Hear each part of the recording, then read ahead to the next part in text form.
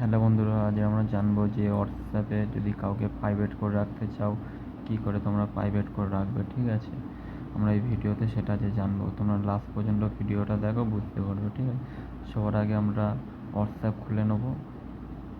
খুলে নেওয়ার পরে কিছুটা এরকম ইমেজ আসবে। ঠিক আছে, আমি যদি কাউকে প্রাইভেট করে রাখতে চাই তাহলে কী করে তাকে প্রাইভেট করে রাখবো। ঠিক আছে, আমি একে প্রাইভেট করে রাখতে চাই। ঠিক আছে, যেমন একটা ফ্রেন্ডকে। ঠিক আছে, দেখো তোমরা কীভাবে প্রাইভেট করছে, তোমরা ভিডিওটা দেখো। ঠিক আছে, এই তার প্রোফাইলটা খুলে নিলাম আমি। খুলে নেওয়ার পরে এখানে ক্লিক করবে। ক্লিক করার পর দেখবে নিচের দিকে দেখবে এখানে লেখা আছে চ্যাট লক। ঠিক আছে, চ্যাট লকের পর এখানে যে অফ আছে এটাকে অন করবে। ঠিক আছে, অন করার জন্য তোমাদের ফিঙ্গারপ্রিন্ট লাগবে। ঠিক আছে, তোমরা ফিঙ্গারপ্রিন্ট দেবে।